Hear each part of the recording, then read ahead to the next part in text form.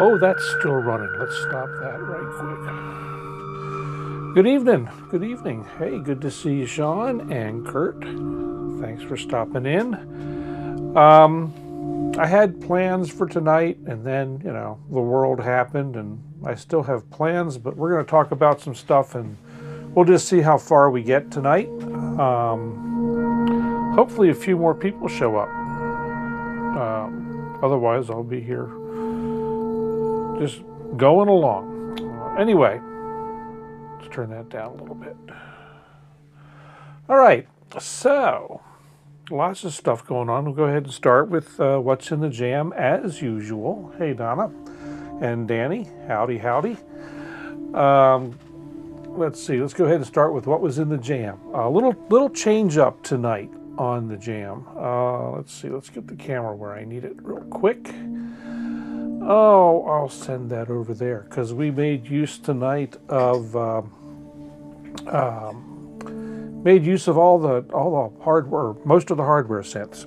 So first up on the bass tonight was the Take 5. Let's go ahead and get that to stop real quick. And yep, there we go. So Take 5 on the bass.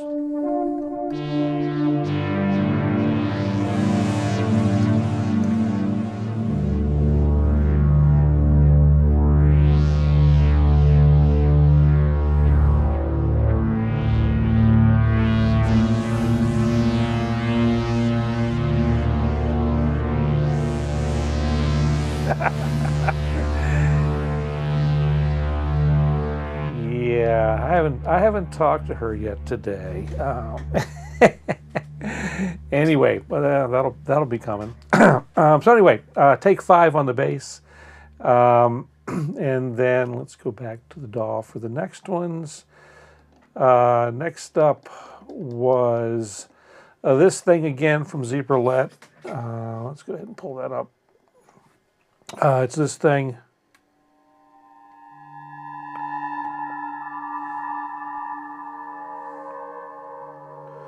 So this is a patch that'll work in either Zebralet or Zebra 3.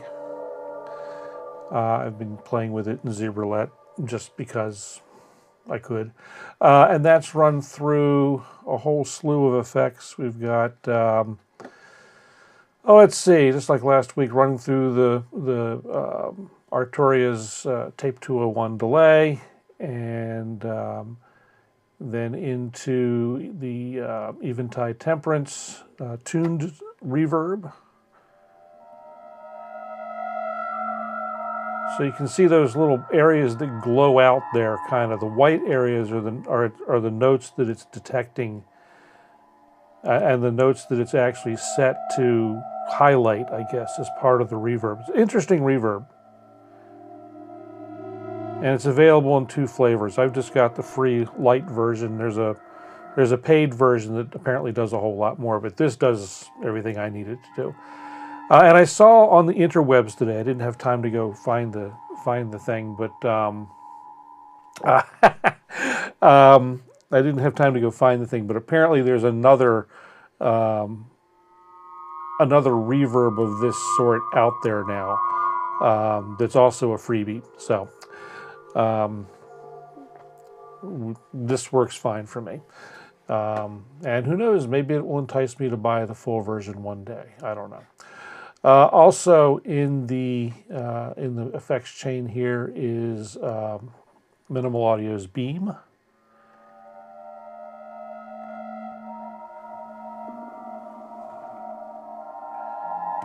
And so I'm running it through a couple of the new, relatively new sub-effects, I guess would be the best way to describe them, bismuth and taps. Let's do this real quick. Let me go ahead and mute these other guys out so you can hear just what this is doing.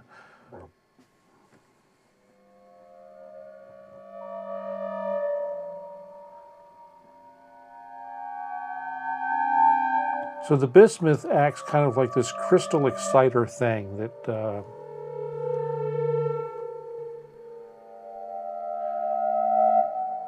keys in on particular notes that I have set up to do. You can see I've got it set to do the D, the F, and the B flat, and those are the ones that it's going to kind of key in on and add those as kind of little harmonic rings and such.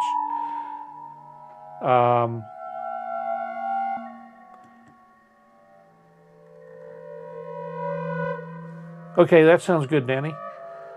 We can definitely do that.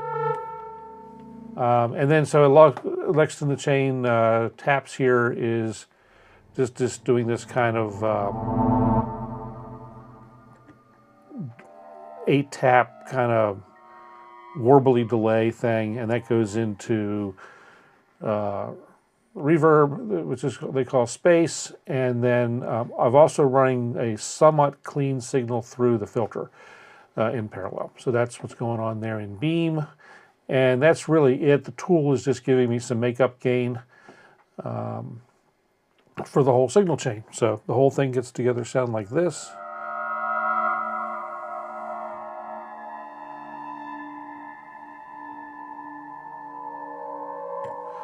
So that's that one. Next up, the drums. It's the drums we've been listening to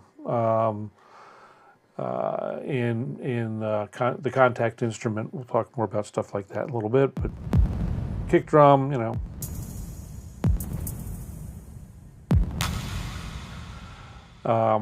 So this is a kit. The kit as it is kind of sort of custom, but and it's got a little bit of its own effect. I've got replica delay and then a plate reverb that are kind of burned into contact, and that runs through the Native Instruments ROM reverb. So that gives you the whole drum bit. Let's see, I've got this little sequence guy going out of Pigments. It's slightly tweaked from last week.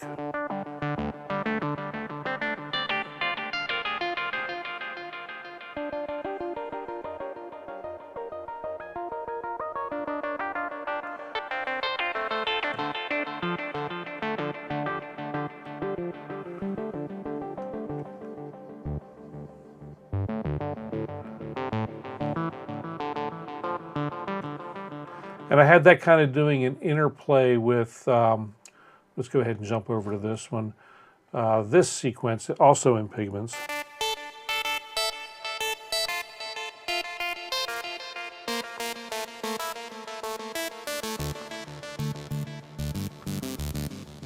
So the two of them were bouncing back and forth.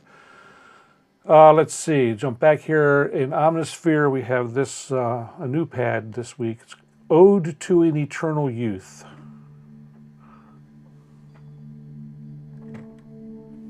I'll turn it back up.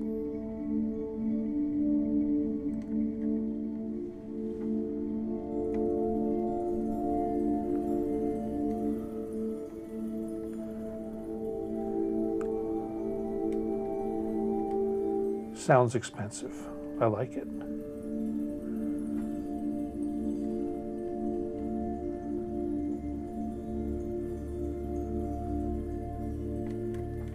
And let's see, we had, let's see, another pad out of Pigments, nothing, no effects or anything beyond it, just what's in the Pigments patch.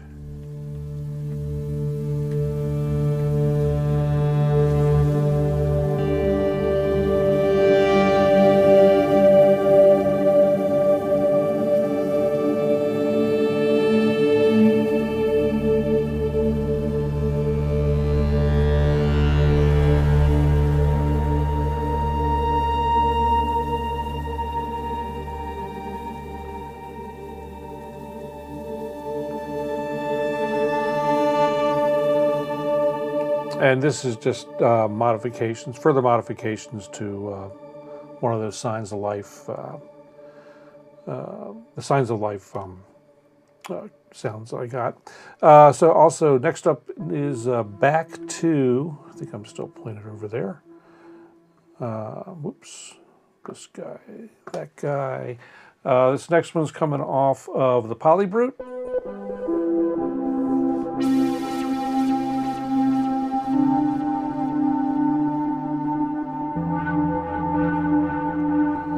And I played this actually from the Kontrol S. And the reason I did that is a couple of reasons. One, it gives me I've got the XY control moved over here for this thing.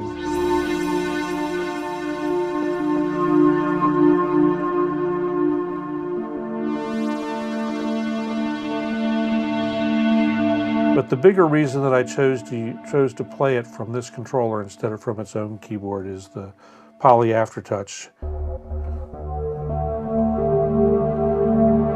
Let's come back over to here. We take you guys for a ride. Come over here. Hang on. Here we go. Oops, took the wrong shot, of course.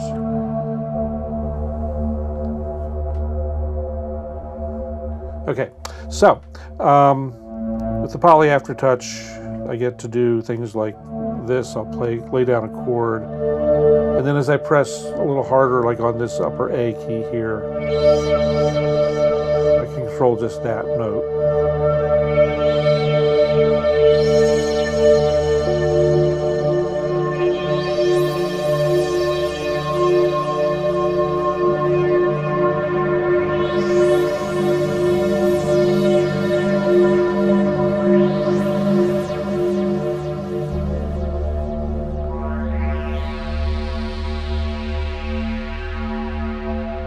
And so this keyboard has the polyphonic aftertouch, and the keyboard on the Polybrute itself does not. So anytime I can control something with this, I do. It's my preferred. So that's running through. That's the Polybrute, and basically I've got control. I've got a full software control version of the. Oops, you got to see that, don't you? Let's go back to here, and we'll go to that. Take just a moment while it sets itself up. And so I've got basically a software representation of the synthesizer. I can do all the controls, and you can see if you watch this little guy right here, this little white dot, as of course it's out of frame on the camera. Let me do something here, go a little wide, or try to stand by, folks.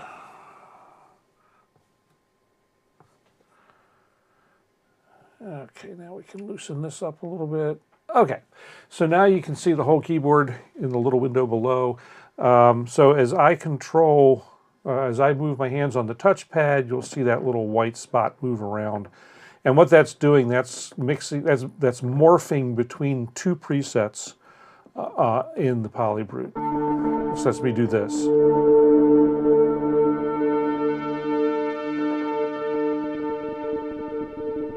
And you know how I am about morphing.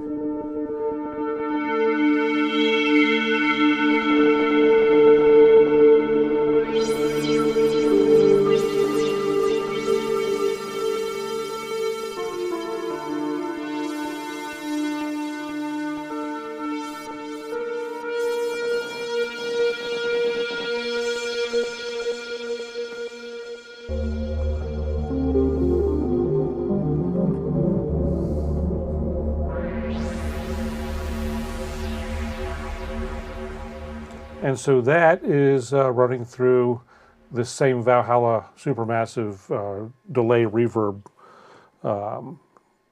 preset that I used last week.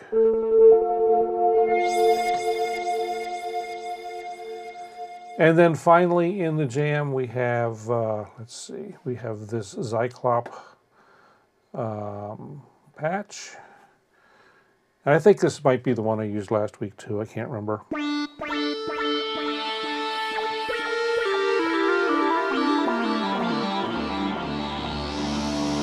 One of the neat things about this is a monophonic patch, so it only plays, of course, one note at a time. But it does a really interesting thing. If I continue to hold notes while I add notes,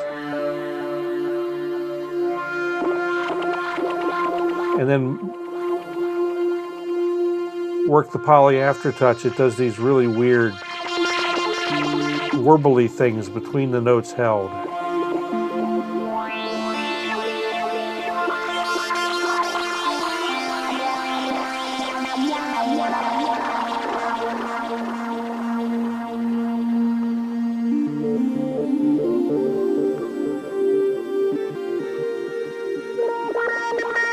But it only does that when I'm kicking in the aftertouch. It's really interesting.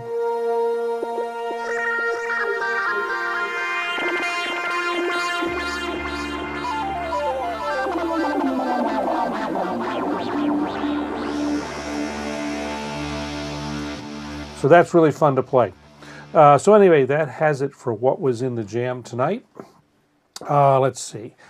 So that's all the noises that are fit to make for the evening.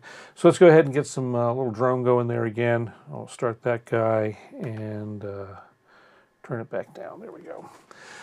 All right, so let's get into it. Lots of stuff. So I had intended to have an easy week this week, and the idea initially was I was just going to make some music and you know, fool around in Bitwig and with various soft synth and whatnot, because we were away over the weekend and didn't have a whole lot of time to get everything together like I ordinarily would.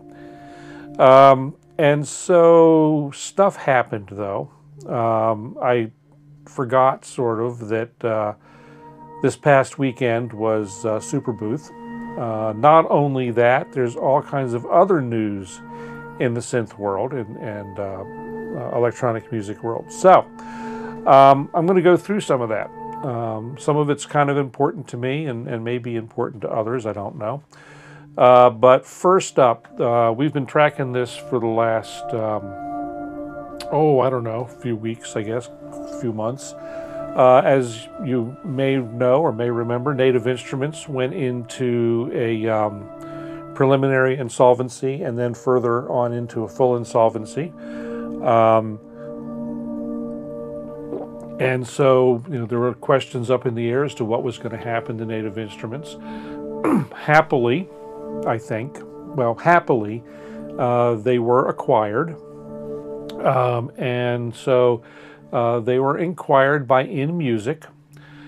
And I have mixed feelings about this. They're the, inMusic are the folks that own Akai and Moog now. They bought Moog last year, I guess it was, M-Audio, Alesis, a whole bunch of other brands.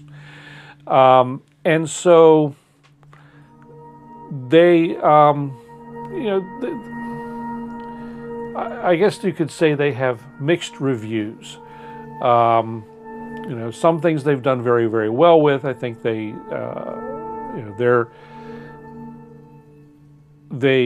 done a lot for Akai. I don't know what they've done for Moog much.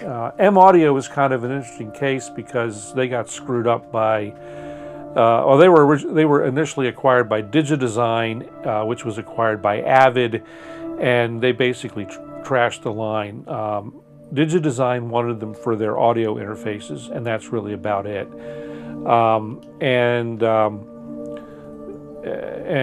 Avid wanted DigiDesign because they wanted to own both, I guess, of the legacy production studio bits of software. They wanted to own, not only did they want to own their own media composer, but they wanted to own Pro Tools, so they could remain first because they were first or something like that. For those who don't know, I don't care much for Avid as an organization. The interesting thing about that, of course, is that now that they've gone through all this, they got M-Audio got spun back off because when DigiDesign got bought by Avid, Avid uses Blackmagic Design for all of their I/O stuff now. And so after having kicked Matrox to the curb some number of years ago, it's a long, long convoluted story as far as Avid is concerned. And so, so M-Audio was kind of trashed out there. And so inMusic picked them up. And they've, I don't know that M-Audio has really grown or recovered since. They no longer have any audio interfaces. All right, Don, I'll talk to you later. So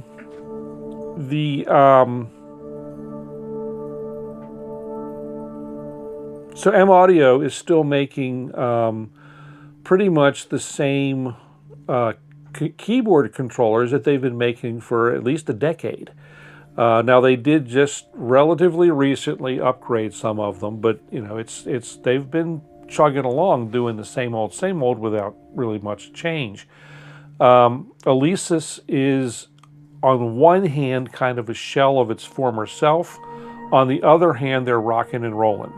So, you know, and this has been, they've kind of been split in half under inMusic, so that they're, one thing that Alesis was always really well known for was digital drums. Their original HR16, and I can't remember the name of the other one, but their two original drum machines, followed up by the SR series, have been mainstays. These things have been available now for, I don't know, 30 years, 25 years, something like that. Those two drum machines, and then they've continued to grow their digital percussion and digital drums. So they're, you know, on that side of the house, I'd say they're now getting close anyway to Roland as far as digital drums are concerned. They're still, you know, a tier or two down, but they're growing that business really well under inMusic. Stuff that's gone away though has been, they were very innovative in synthesizers with the Quadrasynth and the QS series. They had a great line of effects processors. Yeah, if they come out with a reissue of the Andromeda, I think everybody would love inMusic forever and ever. I mean, what an incredible synthesizer that was. But it's, you know, in the dustbin at this point, I guess. You know, it's in the dustbin in a corner of old Alesis somewhere. You know, and but it, you know, in those days, Alesis was highly innovative. Or innovative if you're on the other side of the pond. So you know it's kind of a sad story about Alesis, and you know now they're making meh controllers or selling meh controllers, and they've got a couple of arranger keyboards. Interestingly, about those arranger keyboards, at least one model is made by a company called Modal. Now, Modal makes fantastic arranger keyboards. I mean, they are probably 2 notches above the Yamahas in a lot of ways. The interesting thing about that is that Modal is also kind of sort of the parent of ASM, or Asian Sound Machines.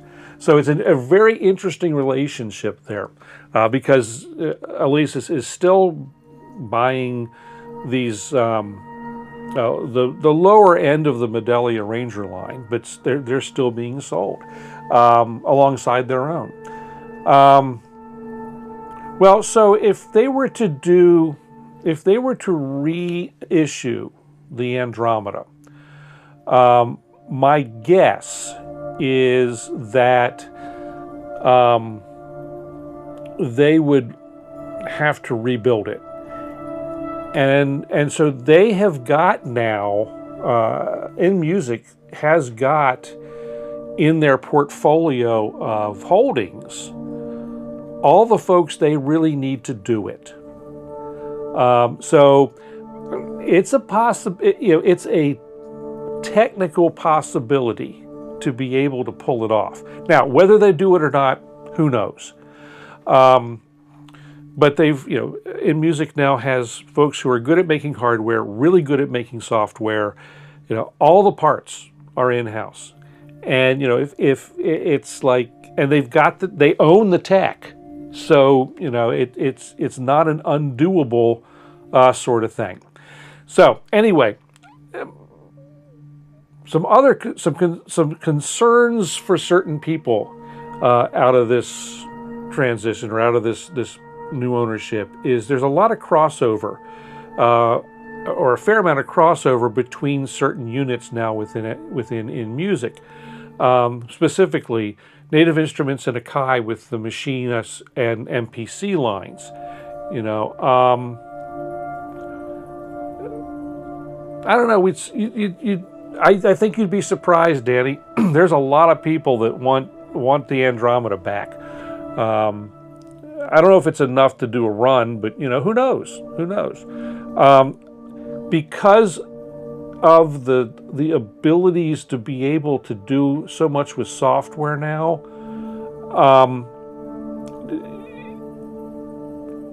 and because I think they could sell the heck out of a VST of Andromeda, and then if they could do a good controller to go along with it, I think they'd have something and give people a choice. Because that seems to be a huge trend now, is to develop a synthesizer with a software component, or a software software instrument with a good hardware component. So there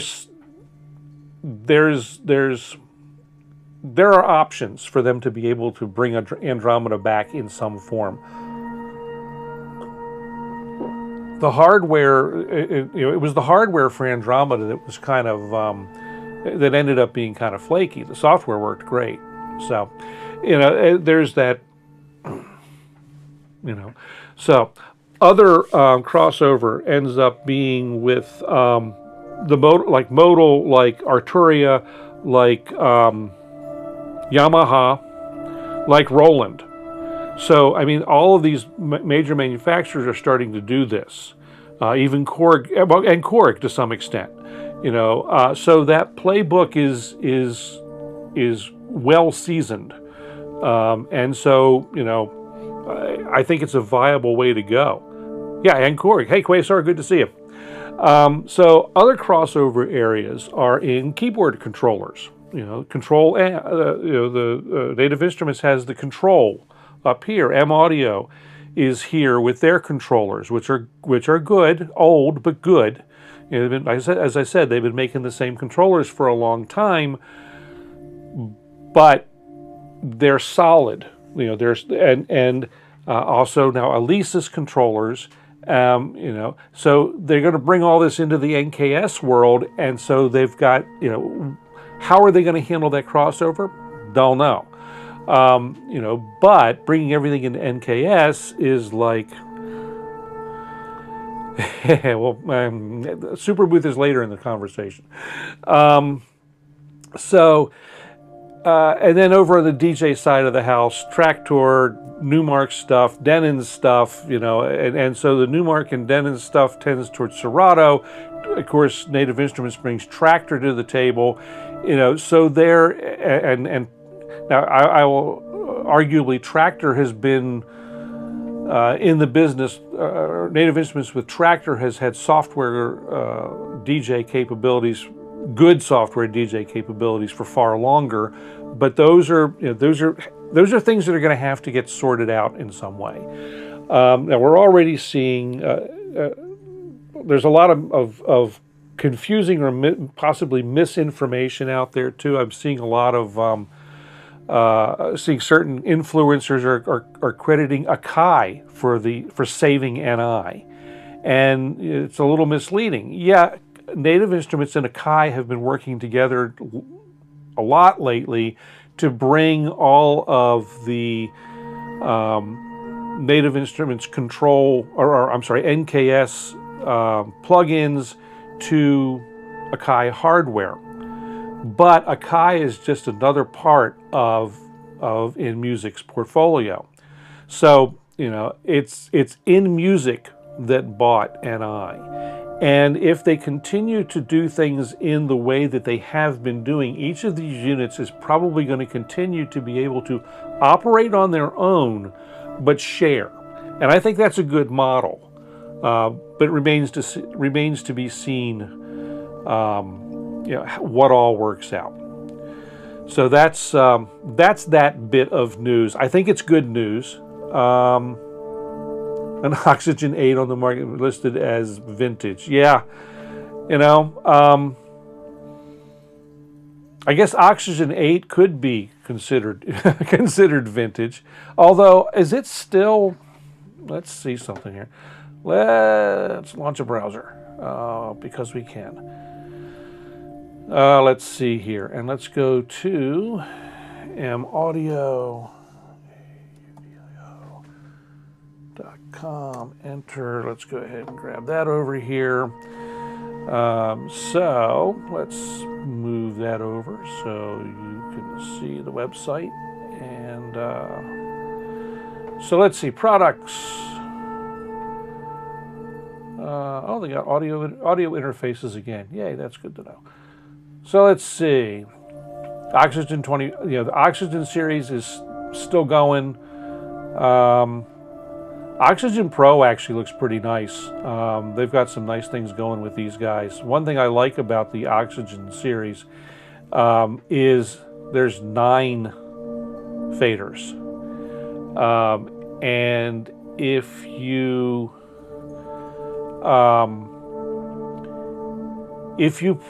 gig and if you play organ, any like Hammond patches or stuff like that, you know that 9 faders match the 9 drawbars. And so if you're a rock keyboardist or prog keyboardist or whatever, you know that's an important thing to have 9 faders. I've always liked that about the M Audio Oxygen series. And then they've got the older, they've got the Mark IV Oxygen. I don't know what all these are, but Oxygen 8's gone. Let's see, what else have they got? Because they now say they got, okay, yeah, they did come out with these new audio interfaces. That's right, I did see these. I don't know how good they are. They're probably pretty good. M Audio was never a slouch in the audio interface department. They always did. They always did good stuff, and I used M Audio audio interfaces for years personally, and never had a lick of trouble with them. Back in the days when you were trying to figure out how to juice decent sound out of a sound blaster, the M Audio was the great alternative. And they got some other stuff. So let's see. I wonder if they still have Oxygen 8 listed as a legacy product. Axioms. Those were nice. The Axiom. These were nice. The Venom was nice. They made some. M Audio did have some decent stuff. The Axiom controllers were nice. I had one of those for a while.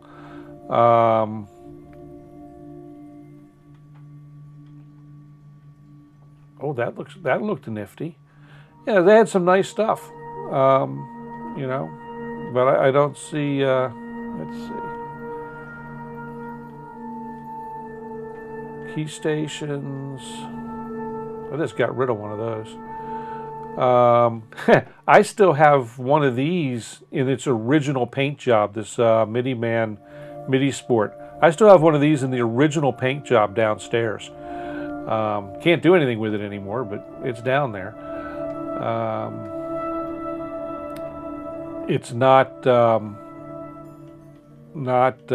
class compliant, and you can't get a driver for it anymore. Let's see what other. Yeah. So anyway, I guess they're looking like they're in a little better shape than I thought. So that's good, and I think that's the one I just got rid of right there. So anyway, get out of that. I don't think we need that again. Okay, back to this. So let's see what else we got. Oh yeah. So let's see. The other interesting thing about Native Instruments through this whole. Hey Jeff, good to see you.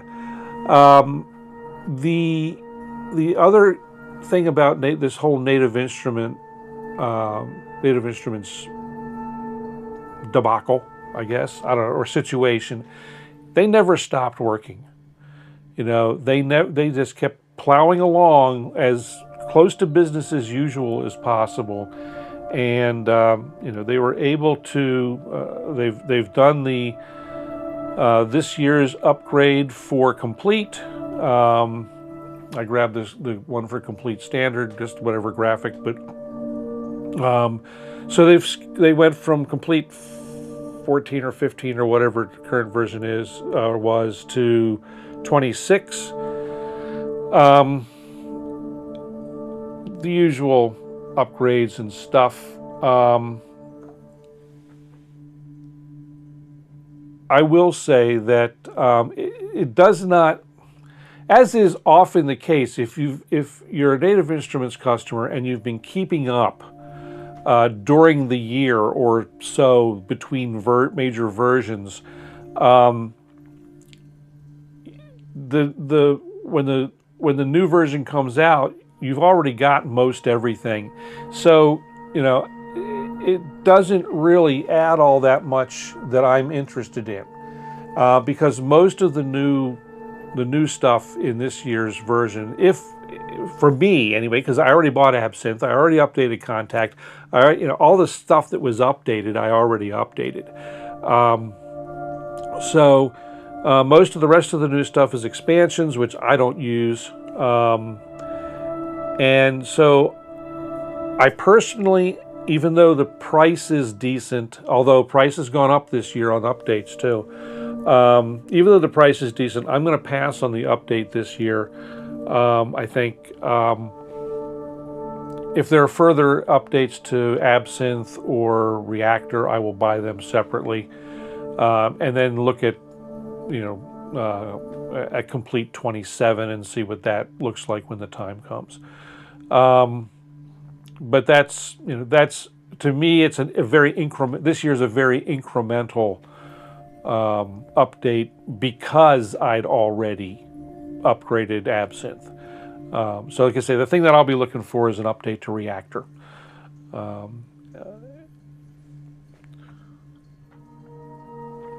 So anyway, going to pass on that. Other news from Native, I think I mentioned this last week, that they had dropped an update for the firmware for the Kontrol S controllers. I went ahead and installed it on Tuesday afternoon after updating the website for the show, and all the timestamps for last week's show.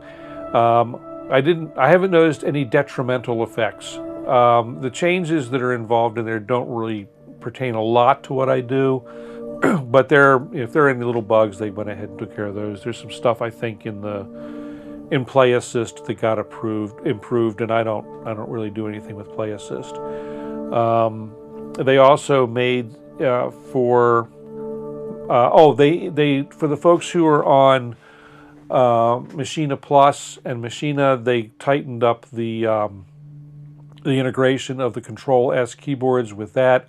At the same time, they also dropped Machina 3.5. So that kind of package updated. They added a lot of features that work specifically with the controller and Machina, which frankly was overdue. So, but again, cruising along, still doing the work while they were, while their fate was being decided. I think as far as the staff and everybody at Native Instruments, I think that speaks volumes. I've always liked Native Instruments, and I've been dealing with Native Instruments, over 20 years. So always good stuff. So let's see, what else is new? Let me look back here. So, we'll get to Superbooth stuff. I mean, I'm sort of doing we're sort of segueing in to Superbooth stuff now. So, let's see if this will work correctly.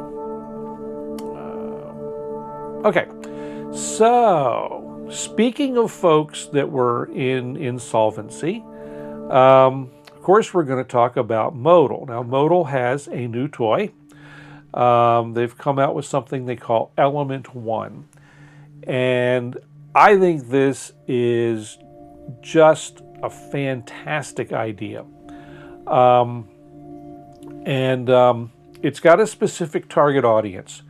But real quick, what Element 1 is, it is the engine of a Cobalt 8.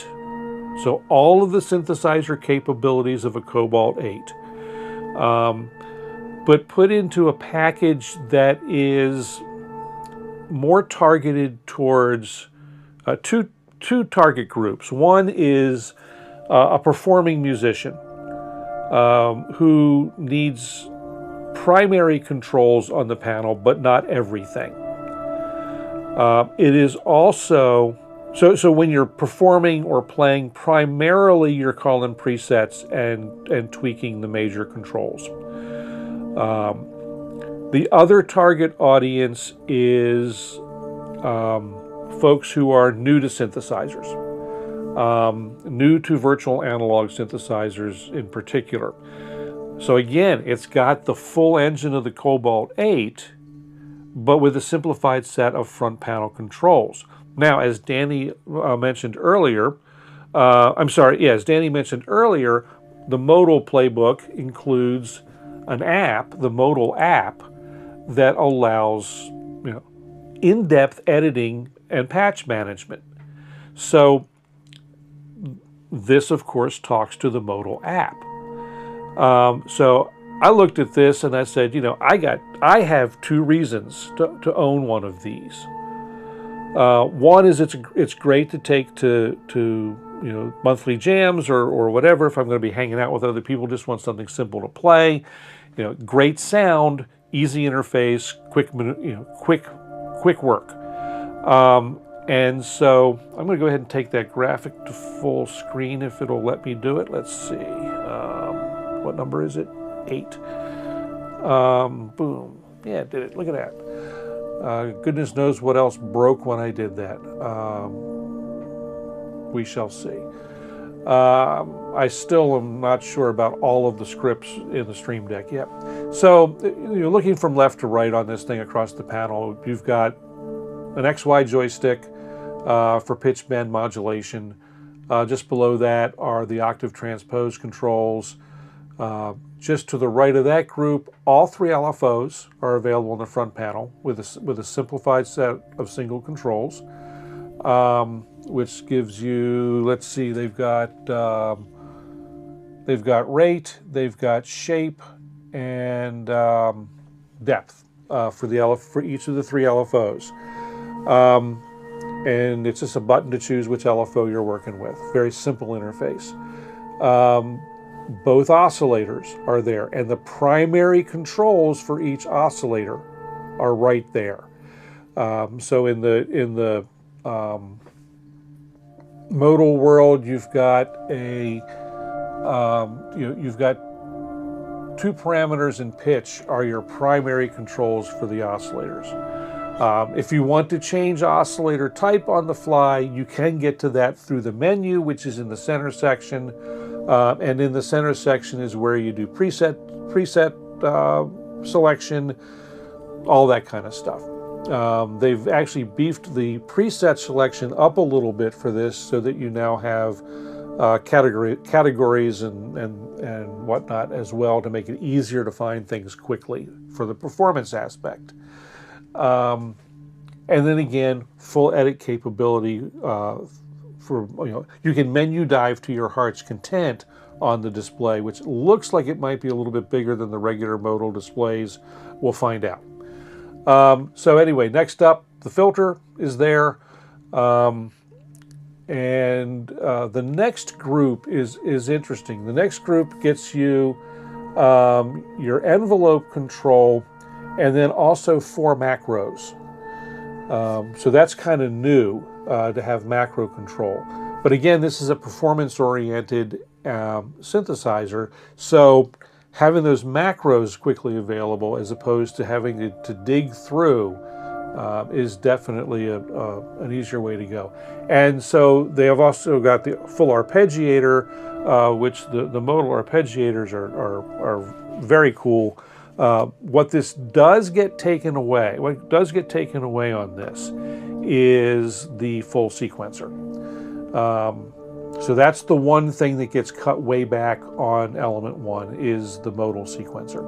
But for its intent, I think it's a fantastic idea, a fantastic design.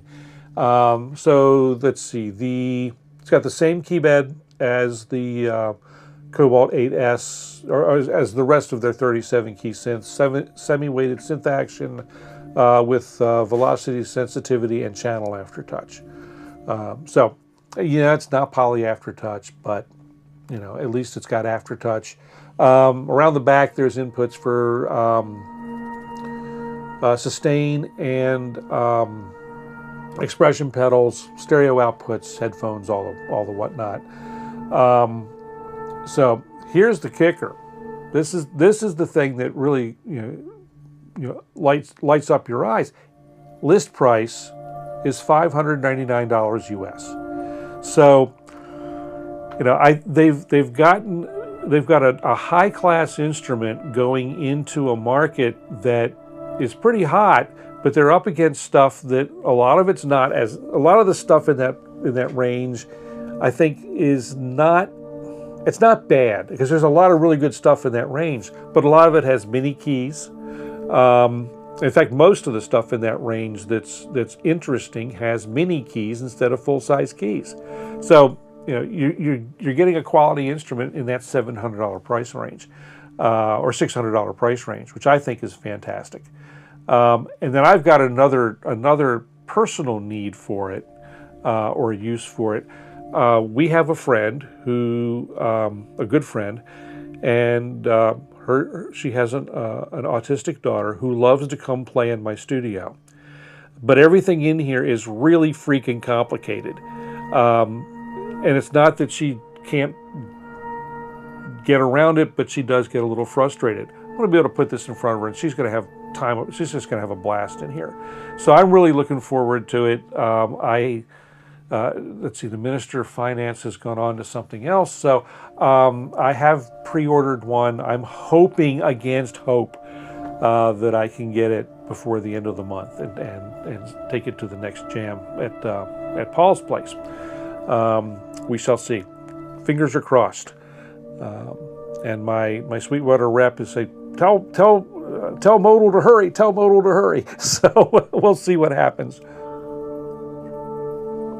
That did kind of jump the line in the shopping list when that came up. I was like, yeah, I got to have one of those. So let's see. Let's go ahead and continue down the cool stuff into the cool stuff from Superbooth. And this is one of the things that kind of stood out to me. I'm not gonna buy one, but this, at least not anytime soon. But this thing is really intriguing. Oh, let me do this. Go to this so things aren't blocked. So it's a Buchla easel-esque sound in a much more approachable package. The demos that I've heard of it sound amazing. They sound, it's a Buchla, and it sounds like an easel. But what you've got in there is a lot of there's a lot of patching that goes on with simple push buttons. And so like the most common routings are available with push buttons, and you can change stuff and do all kinds of weird stuff under the hood too. But it just sounds amazing, at least from the demos. And it's a Buchla with presets. It's an amazing sounding instrument. It looks like it's built like a brick, from what I saw from the demos and everything. It's got some I/O for interconnection with Eurorack.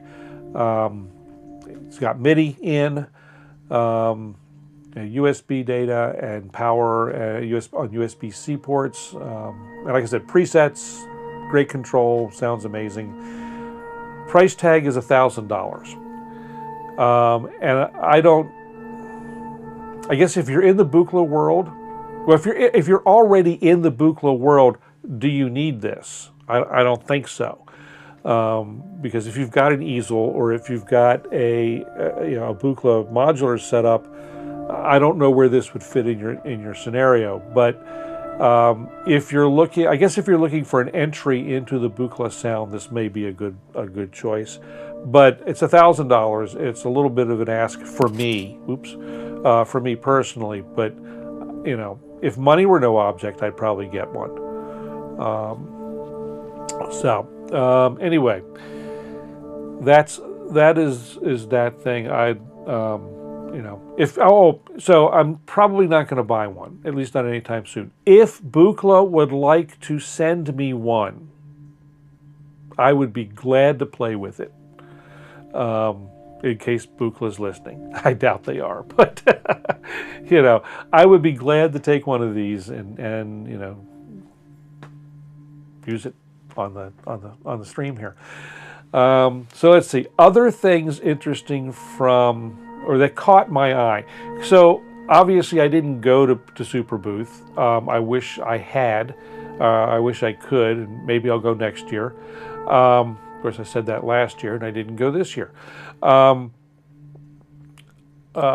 other things that caught my eye in all the coverage.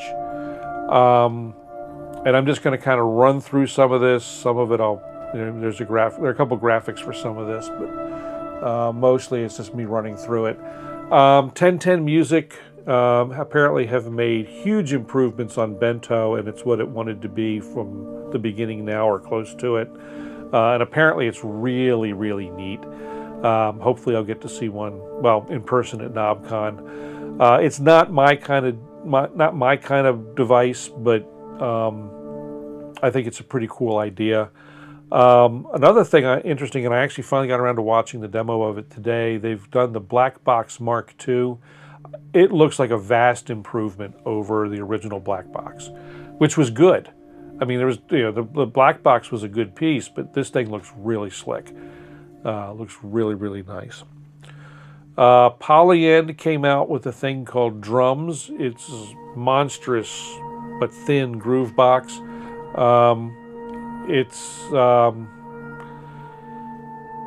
I guess it's supposed to go up against Roland's, I guess, what's it, the TR-1000S or something like that. I don't get along well with groove boxes, so I don't keep up with them too much.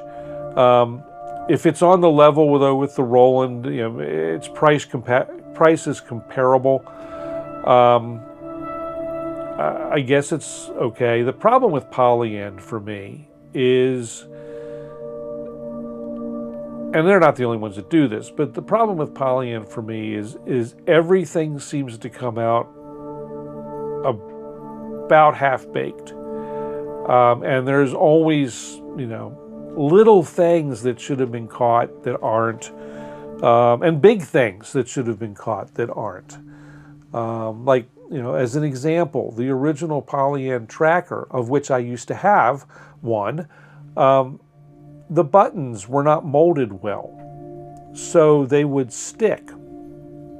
And the fix, the official fix, was to push the button a few hundred times, and it would wear down the corner. Now, you know, I don't know if they fixed it, if they ever fixed it in subsequent production runs, but you know,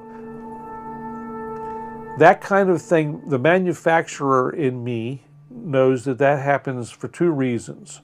One, the mold was not, the part was not shaped right, and the mold was not cut right to begin with.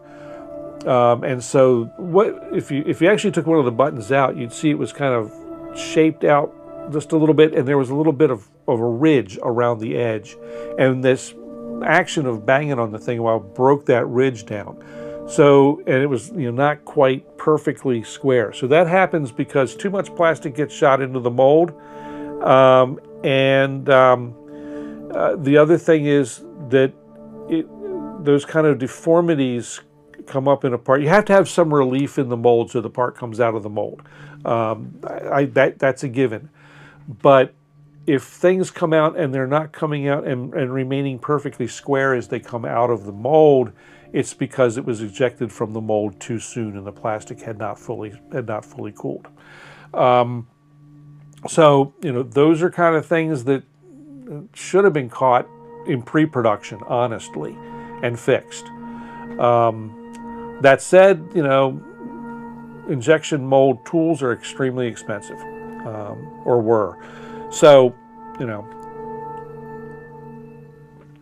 it's like they knew they had a problem and let it go. Me, if I knew I had that problem in production, in my first run of buttons. Those boxes would not have gone out the door until every one of those buttons got hit by somebody with an emery board, just to knock that flash off. And that would have taken care of the whole problem. They would have been perfect out of the box for consumers when they bought them, you know, and there wouldn't have been an anger management issue going on, because people were furious about this. The things were not cheap. My personal one, the FM tuner, never worked right. It would lock up the machine. Other people didn't have the problem on the same software, same hardware, same everything. So I'm not sure what was up with that. So anyway, I don't know. It looks neat, sounds neat, but I don't know if I would buy. I don't know if I know I wouldn't buy it. And if I were in the market for a groove box, I don't know that that would be one that I would buy. Korg. Yes, what is in the big plastic bag? There's a lot of rumor and supposition going around. The only thing, the most detailed explanation, or the most detailed description of it that I heard was Bo at Bo Beats, and he did look at it, and he said it had a couple of, or at least one good-sized display, and then, of course, as you saw, lots of blue flashing LEDs. His comment about at least one set of the LEDs were that they were arranged in what he called logue style, so like the monologue, the mini logue, those kind of things. So maybe it's a maxi logue. I don't know.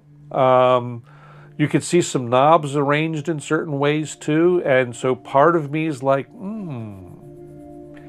maybe it's a logue version of a piKorg, you know, a piKorg Redux. That would be cool. Prologue Mark II, that would also be very cool.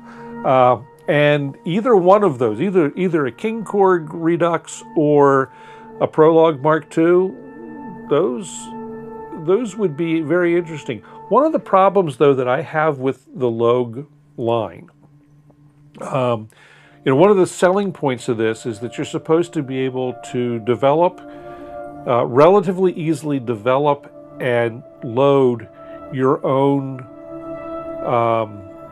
synth engines, effects engines, whatever, into these things.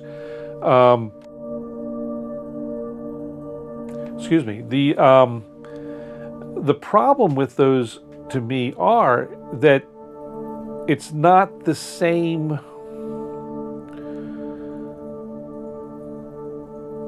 Something that you develop for one logue doesn't work necessarily. It doesn't work in another.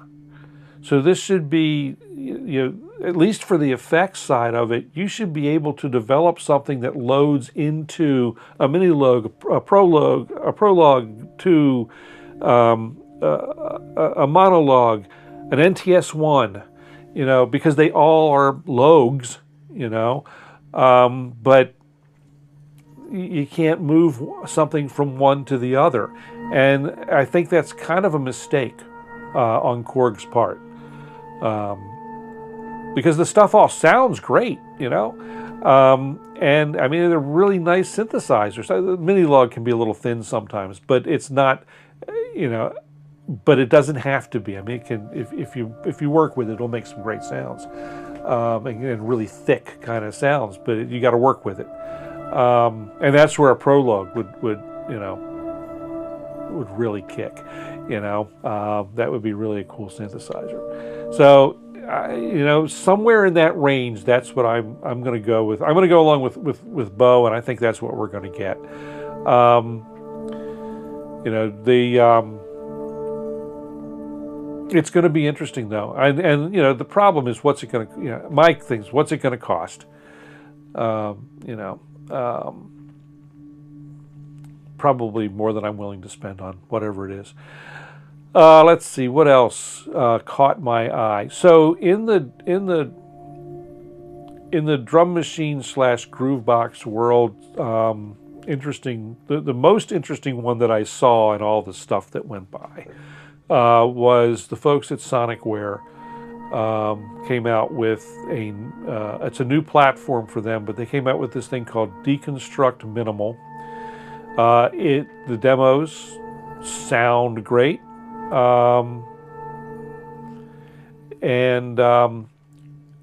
just from what I've seen, I like the way that you work with it. Again, something that I'm probably not going to buy, not my area. But there's a video that what's his, Chris Lodi, is that his name? Did a demo of it that sounds really good. It hits hard. You know, if you're into that genre, if you're into those genres that use that kind of stuff, man, the thing hits hard. The first 1,000 units are going to be $299. I don't know what it's going to go to after that, but that's a for what all it can do and the sounds that it creates. It's got, I think, 4 or 5 synth drum tracks, and then there's 3 sample drum tracks and a loop track or something like that, or 2 loop tracks, and it's got a ton of storage on board. You can get in and out of the stuff in and out of it over USB easily. You know, the effects sound good. You know, $300 is $390 going, so it's going up $100. That's not even $399 for that thing. That's great. That's a fantastic price. It's a great point of entry.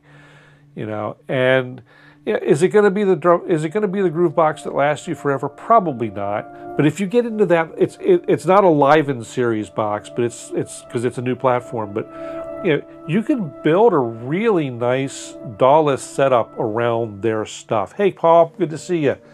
It goes forward mostly. It's been you know, it was a long weekend. So anyway. Interesting box at that price, $299 for the first 1,000, $399 for the rest. That's if you're looking for an entry into that world, I think a no-brainer. Again, not something that I'm going to buy unless Sonicware wants to send me one. Sonicware, you listening? You know, I'll play with it, but because I'd like to have some sort of drum machine that I can get along with. I've tried several and not gotten along with them. The one that I keep leaning towards at this point, because it's simple and I'm simple, is the Arturia Drum Brute Impact. I understand it, but the Sonicware works similarly to it, but it's got a little more depth to it. So anyway, that caught my eye. There's a bunch of new granular stuff coming out, or out there. The 2 that caught my eye mostly were the Tasty Chips GR2 and this new company, I guess new Oddment. They have the ODD1 granular synth. They look really cool. The demos look really good. And I'll mention down below in the description, I've got links. There's a link that basically, if you click the link, it'll go to YouTube and it'll pull up everything that's tagged Superbooth26. So you can see all the videos that I'm looking at, and I'm still looking at them. If stuff continues to catch my eye, there's so much stuff, you know, so much cool stuff. And you know, the reports were that this was bigger, and this Superbooth was bigger and better than ever. So lots of new cool stuff. Another thing that caught my eye, I did not realize that this was a possibility. And so I'm going to have to look at this a little more in depth. Apparently, it's possible to load effects plugins into the Korg 2. I had no idea that was a possibility.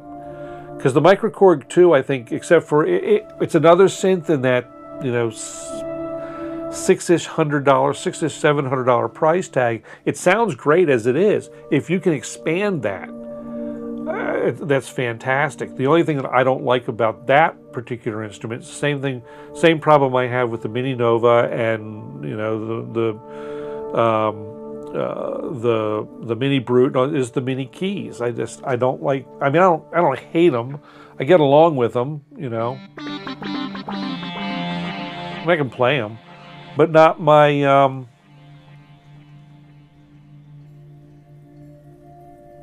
Cool. Okay, so all SDK plugins. So is that SDK for the logues? Is it that same SDK? Because that would be really slick. Because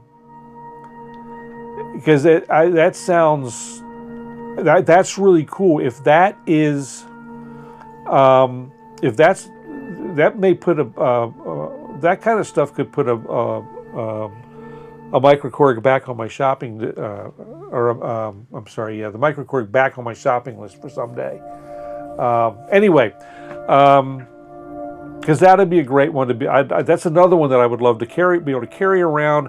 I can set it down in front of my friend's daughter, and she can have a blast. That's the, you know, that's the kind of stuff that stuff gets me jazzed. Things that you can get into easily, that people can get into easily and have a good time and make music and have fun. And not have to spend a whole lot of money to get started. That's the kind of stuff that really jazzes me. Really. So now we'll go to the other end of the spectrum, though. I saw, for those who are familiar, Nonlinear Labs has had the C15 out for a while. It's a wildly, it's a strange instrument. It sounds freaking amazing. It's a freaking amazing sounding synthesizer, but the user interface is just bizarre.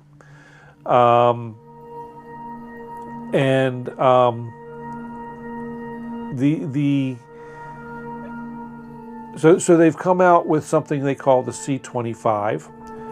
And it's basically a C15. The engine is very similar to the C15.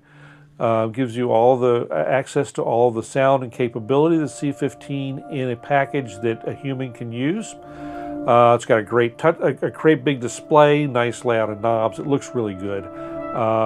I don't know where I'll ever get to see one, but it looked really cool, and you know, it sounds like a C15, which is an amazing sounding instrument. So that kind of caught that I raised an eyebrow when I saw that. The other thing, there's been some discussion on some of the Discords and a few places about bemoaning the passing of the multi-timbral synthesizer.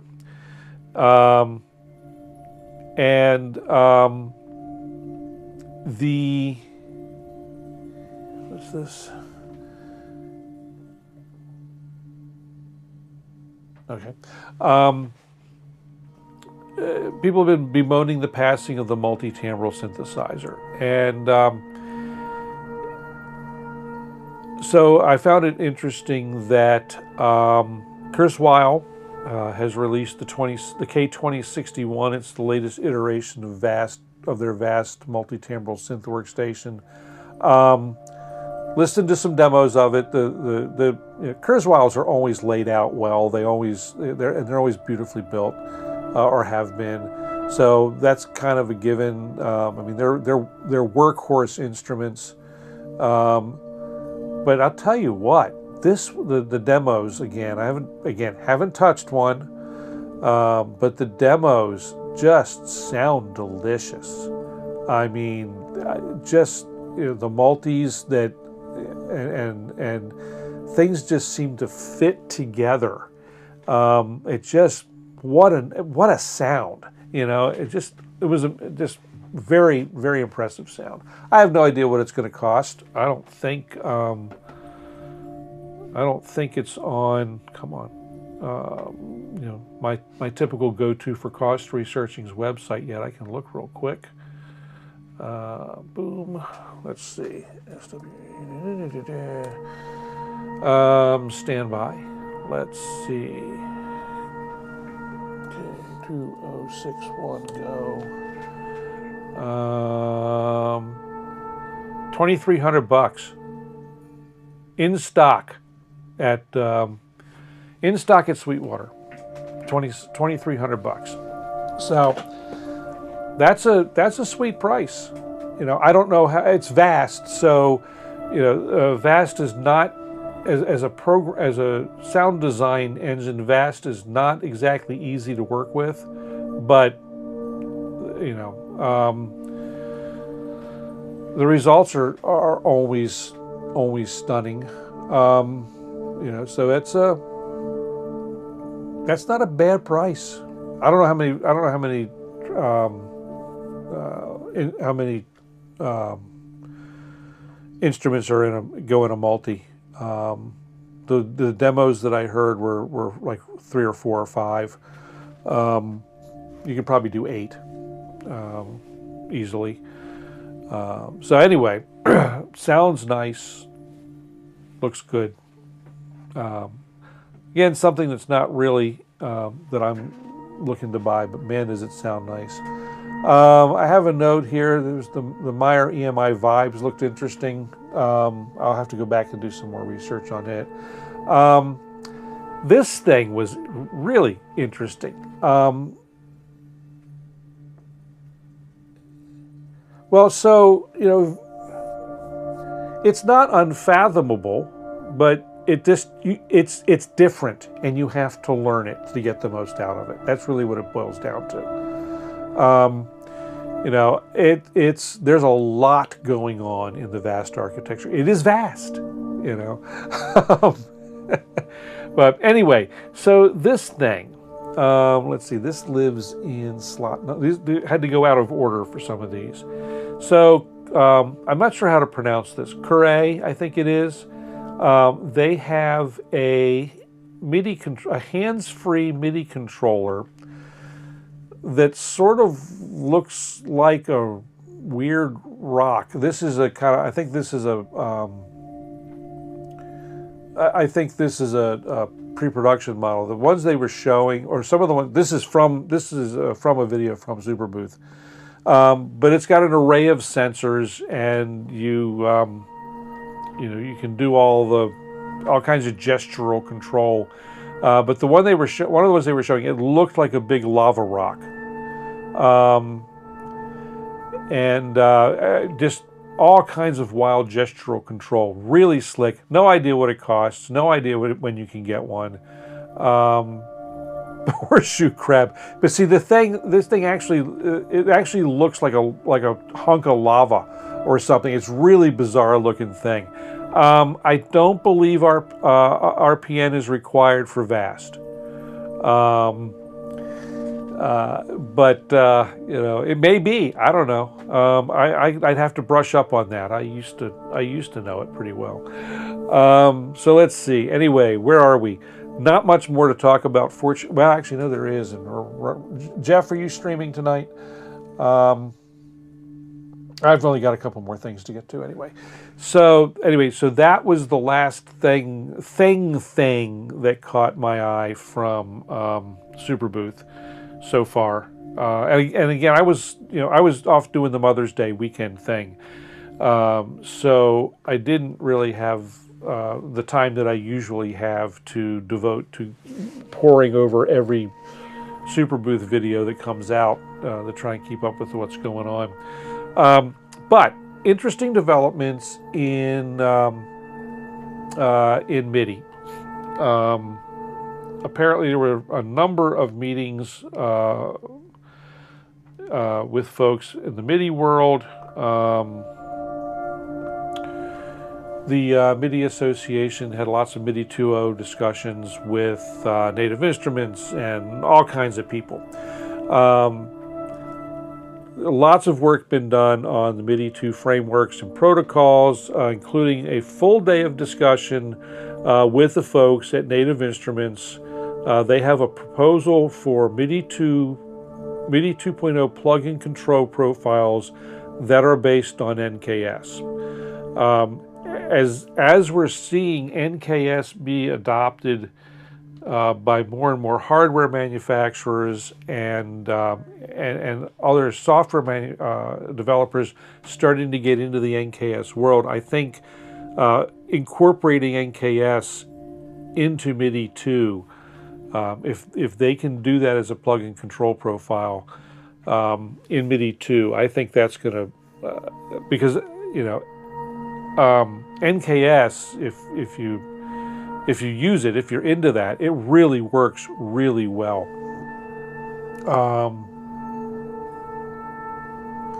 That's all kinds of stuff, dodge the bullet. Oh, okay. So no, I had to go down to my mom's for the weekend, and all the craziness that went along with that. So anyway, as I said, YouTube coverage in a link below. If you click the link, it'll take you to a search that I've set up.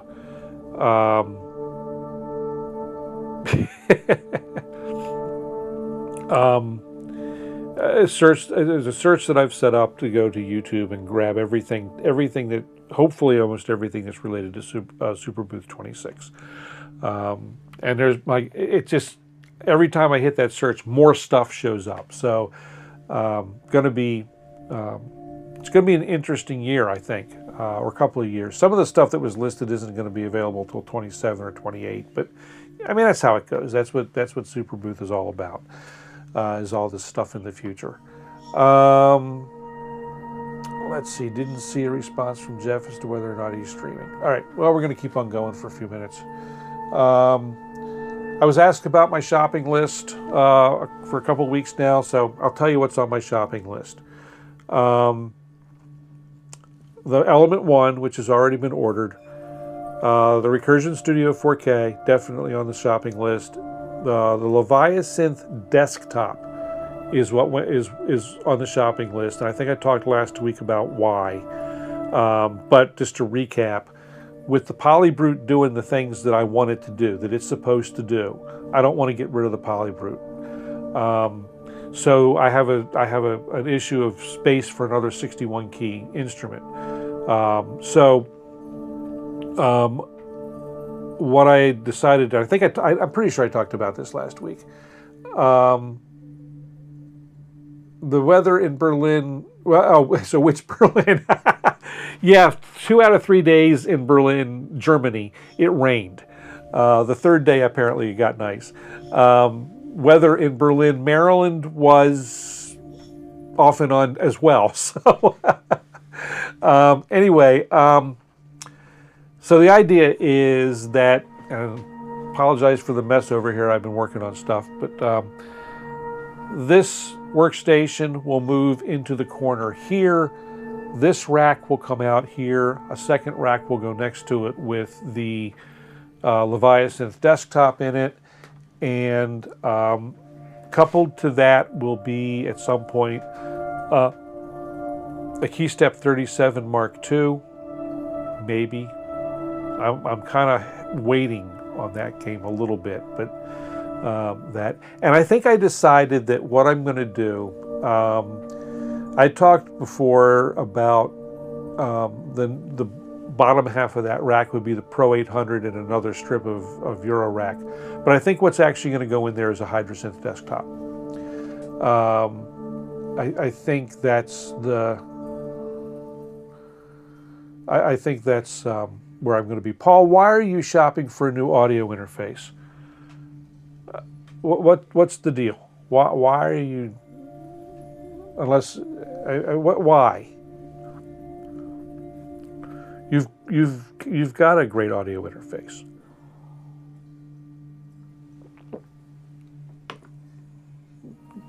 I don't get it.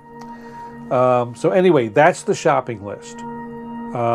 Now, how long that will take to acquire, I don't know. I'll probably end up picking up the Hydrasynth used. Oh, okay. Yeah, well.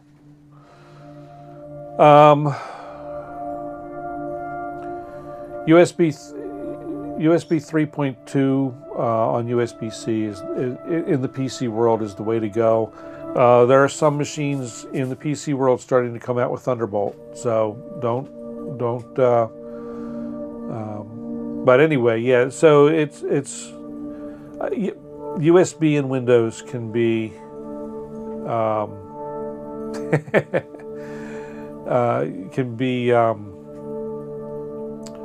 it can be frustrating. I know. I don't have so much trouble with USB audio. I've never had any real problem with USB audio in Windows. It's always been USB MIDI that's been a problem. So anyway, let's see. Just a couple more things real quick, then I'll get out of here. Let's see. Bitwig 6.0.6 updated. They added a controller script for the Osmo CE. Plus a number of little fixes. I'm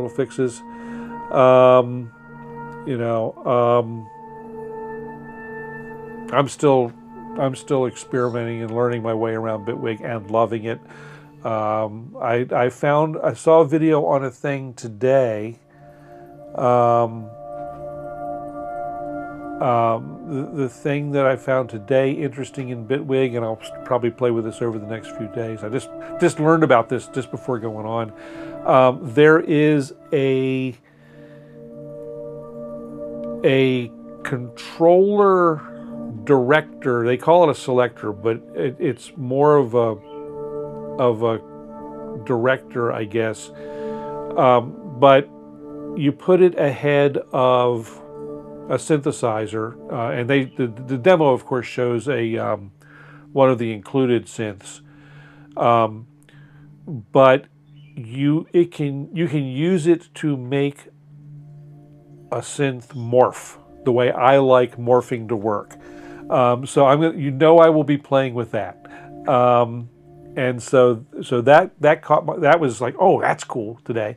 That's not new in 6.0.6. Apparently, it's been around for a while. But there's so much depth in Bitwig that just it's mind-boggling, really. Also new though, Ableton dropped 12.4. The big add there, in addition to fixes and stuff, is Ableton Link with audio. So that's an interesting. That's pretty interesting, and I'm going to assume that it will be a matter of time before Ableton Link with audio makes it into Bitwig. Ableton Link is already there, so it's just a matter of time before we get the audio component. We talked last week about the new Mac Mini base config being 16 gig of RAM and 512 gig of storage. Apparently, they're not even going to be able to get one of those in your hands until sometime in June. And it gets down to component shortages that we're still fighting all these years later. And so the interesting thing about that is that, I don't know if it's interesting, but the thing about that is supply had started to open up. That's why we said plethora of new gear at Superbooth and all this new stuff, and not just in music, but in all these technologies. We've seen all this new gear, and now the parts are all getting sucked up again to build these massive data centers everywhere. It's like the person, the consumer, can't seem to win because don't get me started.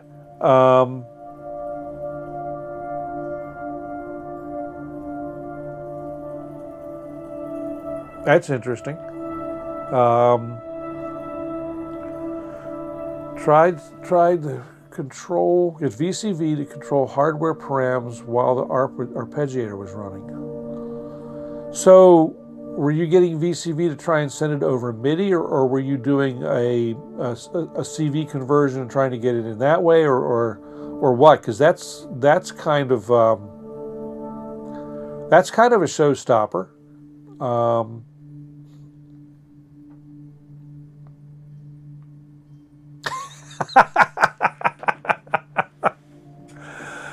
Oh my!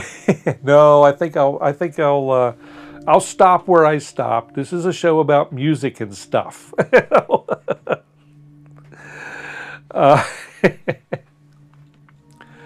I'm not here to talk politics unless it directly affects me, or I say unless it directly affects music, and it's affecting music, it's affecting photography, it's affecting general computing in offices. You can't afford to buy a computer with a decent amount of RAM or an SSD anymore, because or a decent graphics card, because it's all getting sucked up for AI and data centers and stuff like that. And it's just like it's maddening. Leftism is stuff. It's affecting stuff. So is rightism.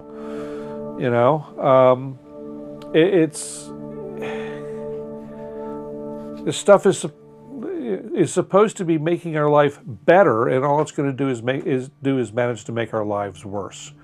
This is not a rant that I want to get into here, though. I'll save that for BlueSky. You can check me out there, and link below. I tend to kind of keep quiet there mostly, but I don't know. The gloves may start coming off. So you can check me out if you want to see that side of my life. You can visit me on BlueSky. So anyway, let's see. That new bass config is going to be hard to get for a while.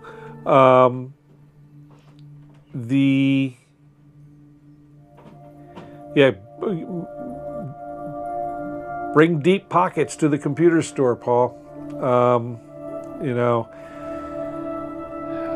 Especially if you want it to have any kind of, if it's going to be a PC with any kind of power. Because, man, just cost of memory is back through the roof. Graphics cards are in short supply and cost through the roof for decent ones. SSDs are going nuts. Even CPUs and processors or motherboards are just, stuff is getting snapped up like it's just. I was in the computer store the other day. Every time I go into the computer store, I make it a point to walk through the graphic card aisle, and it's in the store that I go to most regularly. It's the Micro Center over in a shopping center called Paring Plaza on north side of Baltimore. And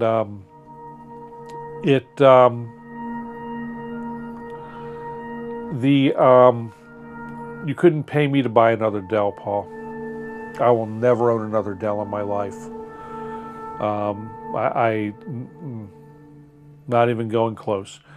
So I go into the graphics card aisle, and it's a two-sided aisle with cases floor to probably 8 feet tall, and it's, I don't know, 24 feet long, something like that. And and the shelves are this deep, and there's like one graphics card in each space, or maybe two, and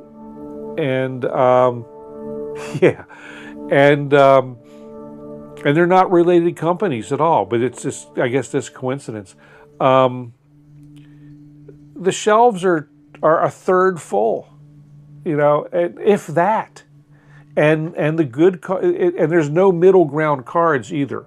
You either get junk, you either get 5-year-old junk, or you get the top of the end that the price tag is way out of frame. I mean, it's crazy. It's and so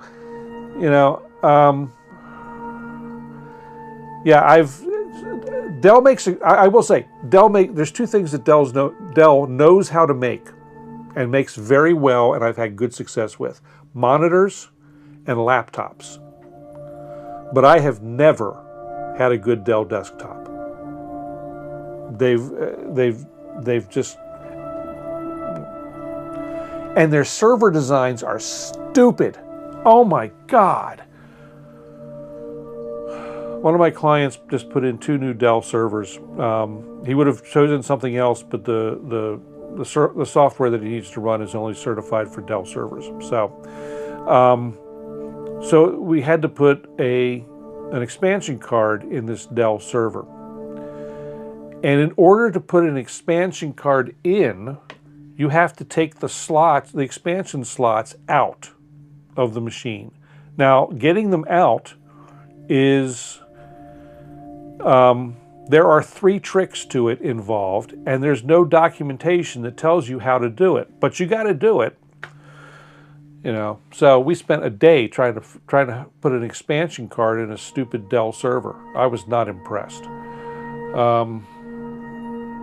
So anyway, don't get me. Dells and data centers; those are the things that, you know, drive me crazy.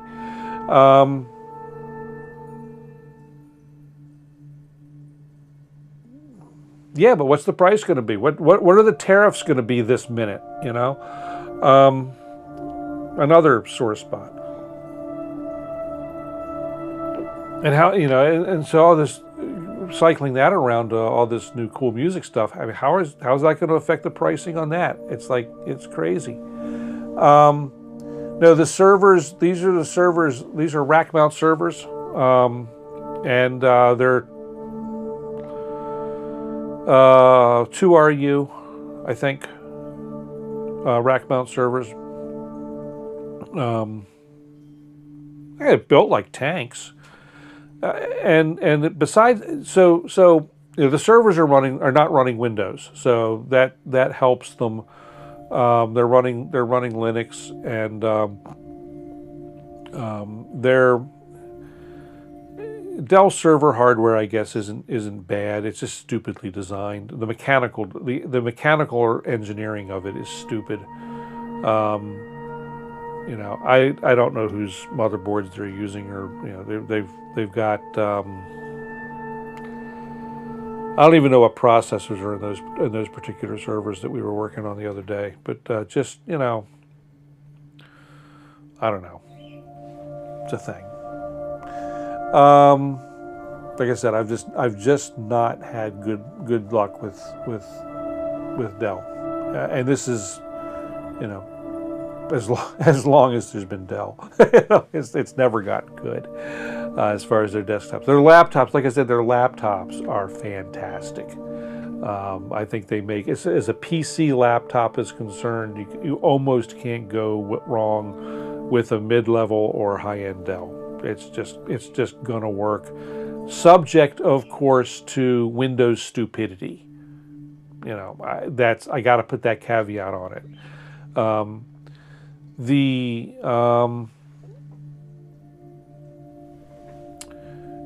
Most of the from what I'm seeing with that now in government circles, they're for desktops, they're moving away from Dell and moving to HP, which I think is a fantastic choice. HP has always made a very solid desktop. They just work. So anyway, last item of jabbering, and then I'm going to get out of your all's evenings. May 30th. This does not make sense to me. Hold on a second. May 30th is supposed to be, it's a Saturday. Okay. May 30th is International Drone Day. Last year, I droned live for, last year I droned live for 12 hours. I am not going to do that again this year. But I am going to I will drone for about an hour. I don't know the time yet. I will let you know. Just watch for channel announcements and whatnot, and then I'll talk about it on the stream next week, for sure. So anyway, that is all that I have. Been a long one tonight, but I think next week, unless something happens, next week will probably just be just make some music kind of night.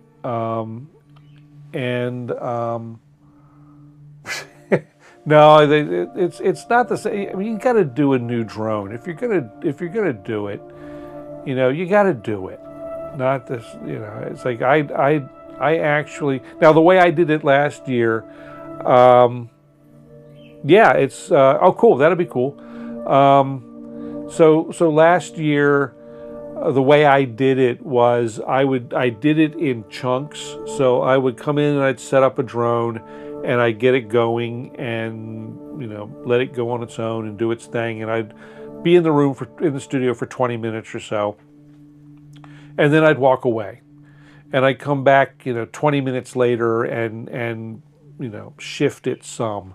So over the course of the entire day, there was a change to the drone, and some of the breaks were a little longer, and some of them were short, but it was continuous drone the whole day, and that is, I didn't link it, but you know, it's on my channel. You can go back to last year and find it if you are so inclined. I think I left it on there. So anyway, that's going to do it for me. I guess I'll play out for a few minutes since, you know, just to bring it to the top of the hour or something like that. Thank you everybody for coming, Danny and Paul and Jeff and Sean and let's see, Donna when she was here, and going back, anybody that I missed. Quasor, thank you for stopping by. I will see you all next week, if not before. I think I might maybe one daytime during the week this week. I might pop up on stream for a while. So anyway, again, thanks. I will check you all again soon.